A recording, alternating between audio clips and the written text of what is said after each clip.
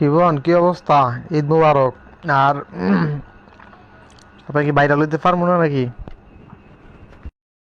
ঈদ মুবারক বাবা, কি অবস্থা? আলহামদুলিল্লাহ, আমি খুব ভালো আছি। এখন কথা হচ্ছে, ভাইরাল হবেন আর বাপ সহ হবেন। কথা হচ্ছে, আপনি চুল কবে কালার করবেন এটা আগে ঠিক করেন, হ্যাঁ? মানে আমি সেলুন দেখতেছি, ঠিক আছে? আপনি আগে চুল খালি লাল করা লাগবে। মানুষের ভাইরাল হওয়ার নেশা কত বড় খারাপ পথে নিয়ে যেতে পারে এই ভিডিওটি না দেখলে আমি বুঝতাম না কোনোদিন। তো কিছুদিন যাবত ভাইরাল হইতেছে একটা হুজুর চুল করা নিয়ে। তো এই ভিডিওটি দেখলে আপনারা বুঝতে পারবেন তারা কি জন্য এরকম করতেছে। মেইন কাহিনীর মেইন যে নাটকটা শুরু করছে সেটা হইতেছে যে কিছুদিন আগে ভাইরাল হওয়া শিপন এর দেখা দেখি পরবর্তীতে এর এর মাস্টার প্ল্যানে আর একটা কষ্ট করে মানে ভাইরাল করার চিন্তা ভাবনা, মানুষের যে ভাইরাল হওয়ার চিন্তা ভাবনা এত মানে মানুষকে খারাপ পথে নিয়ে যেতে পারে সেটা বলার বাইরে।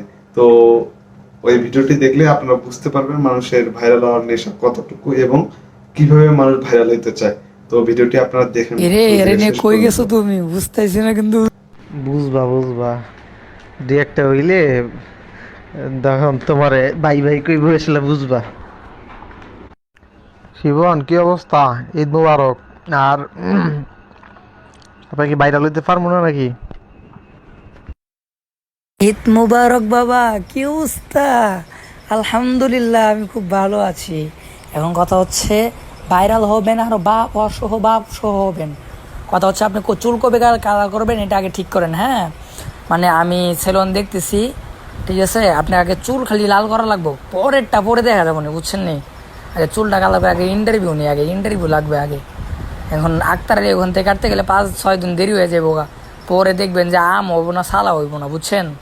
এই জন্যে আগে দিই, খুব তাড়াতাড়ি কিছু একটা করতে হইব। শিবন হবে মনে করি চুলমুল কালার করলে সিরিয়াল ধরবো না, এরকম টেম টেম করা যাবে না নাকি? বাবা, তুমি শুধু একবার ভক্ত, তুমি কেন মেয়েদের পিছনে ঘুরবা? আসলে একটা ব্যাপার কি, সেটা হচ্ছে যে আপনি ভাইরাল জিনিসটা কাকে বলে এটা এখনো পরিচিত হন নাই, তো এই জন্য আপনার কাছে মনে হয় যে মেয়েরা নখ দিবে কিনা। আরে মেয়েরা ন্যাংটা হয়ে থাকবো মিয়া। আপনি এইগুলো নিয়ে চিন্তা করেন কা? আপনি কেরিয়ারের দিকে ফোকাস করেন, মেয়েরা চুদা দিতে আইবো আপনার কাছে। মিয়া বুঝে না কিছু না।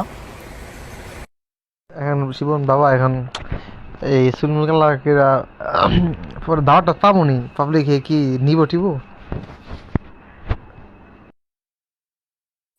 বাবা, আপনার এই জন্যই সিস্টেমে কাজ করতে হবে। এই জন্য তো আপনাকে বলছি যে সিস্টেমে, যেমন আসাদ নূরকে দোষ দিবেন আপনি, তারপরে হচ্ছে বড় বড় নাস্তিক যারা তাদেরকে দোষ দিবেন যে তিনাদের সাথে আমি মিশেছিলাম, এই জন্য হচ্ছে আমি এরকম হয়ে গিয়েছি। হ্যাঁ, এটা প্রথম প্রথম বলা যাবে না। প্রথম প্রথম আমার মন স্বাধীন, আমি আল্লাহ রাসূলকেও গালি দিই নাই, আমি কোরআনের বিরুদ্ধেও কথা বলি নাই। আমার মনে চাইছে যে আমি ওরকম থাকবো। আমি টিকটকও করি না, আমি কোনো ভিডিও করি না, আমি কোনো কিছুই করি না। হ্যাঁ, আমার মন চাইছে আমি মনের মতো থাকি। এখানে কারোর প্রবলেম হয় তাহলে তো আমার করার কিছুই নেই। লা ইকরাহা ফিদ্দিন, যার ধর্ম মানে কেন মানে এটা অর্থ তার করবে না, বুঝছেন? কথা হচ্ছে যে আমি আমার মতো থাকি। আমি কাউকে ডিস্টার্বও করি না, আমি কাউকে বলিও না তুমি নামাজ পড়ো না, আমি কখনো কাউকে বলিও না এটা হারাম ওটা হারাম। আমি আমার মতো থাকি, আমার ভালো লাগে এই জন্য থাকি। যখন আপনি ভুল বুঝতে পারবেন, এদের কাজে হইতেছে যে এরকম প্রথমে আলবাল করবে ফেসবুক ইউটিউবে এসে, পরে পাবলিকের ইমোশন নিয়ে খেলে, বলবে যে আমার ভুল হয়েছে এটা সেটা, এইভাবেই তারা প্রতারণা করে আসতেছে। তো আমরা বাঙালি না বুঝে জেনেই ভাইরাল করে দিতেছি, হাজার হাজার লোক ভিডিও বানাইতেছে। তো এই আমি মনে করি কি এই বিষয়গুলো নিয়ে ভিডিও না বানাটাই ঠিক হবে, কারণ তারা চাইতেছে যে কি ভাইরাল হওয়ার চেষ্টায়, তারা চাইতেছে যে ভাইরাল হওয়া যায় কিভাবে। তো তারা ভাইরাল হওয়ার মূলত তাদের উদ্দেশ্য হইতেছে যে ভাইরাল হওয়া। তো তাদের উদ্দেশ্য হাসিল।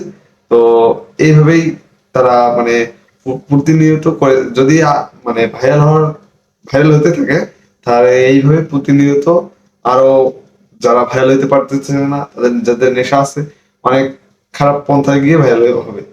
তো আমরা বাঙালি হচ্ছে বাঙালি, কি হয়েছে না হয়েছে ওইটা নিয়ে ভিডিও বানানো শুরু করে দিই। তো আগে ভেবে চিন্তে দেখতে হবে। তো ভিডিওটি ভালো লাগলে লাইক কমেন্ট শেয়ার, এবং চ্যানেলের নতুন দর্শক হয়ে থাকলে চ্যানেলটিকে সাবস্ক্রাইব, এবং পেজ থেকে ভিডিওটি দেখে থাকলে পেজকে ফলো। তখন হচ্ছে আপনি এটা বলবেন যে আমি বড় ভুল করে ফেলেছি, আপনারা আমাকে ক্ষমার দৃষ্টিতে দেখবেন। আসলে আমি ইহুদি খ্রিস্টানদের চক্করে পড়ে আমি আমার নিজেকে আমি হারিয়ে ফেলেছিলাম। আমি যে আলেম, এটা আমি হারিয়ে ফেলেছিলাম যে আমি একজন আলেম, আমার কীভাবে থাকা দরকার এটা আমি ভুলে গিয়েছিলাম। আপনারা আমাকে ক্ষমার দৃষ্টিতে দেখবেন, আমি তওবা করে ফিরে আসতে চাই। আমাকে হচ্ছে একবার সুযোগ দেওয়া হোক। আমি আমার ভুলটা বুঝতে পেরেছি, আমি জাতির কাছে ক্ষমা চাই, আল্লাহ সুবহানাহু ওয়া তাআলার কাছে ক্ষমা চাই, যেন আল্লাহ তাআলা আমাকে মাফ করে দেন। আসলে আমি বুঝতে পেরেছি টাকাই সব কিছু না। আমি বুঝতে পেরেছি যে আমার আখিরাতকে গুছাইতে হবে। এই দুনিয়াটা পরীক্ষার একটা হল। আমি দুনিয়াতে কিছু না করতে পারি তাহলে আখিরাতে আমি কি জবাব দিব? এইগুলো বইলে তারপর মানুষের ইমোশন কাটতে হইব, বুঝছেন নি? আরে আমি কম যে আমার 3,25,000 টাকা বক্তা সিলেট চুরি মাইরা লিয়া গেছে গা, এর লেগে আমি আজকে মনে হয়ে গেছে আমি আর ওয়াশ টাস করবো না। এই হুজুর নামক মারানি খানকির ফলার হইলে এই দেশের ধ্বংসের কারণ, হেরা হয়েছে এই ধ্বংসটা নষ্ট করতে আছে।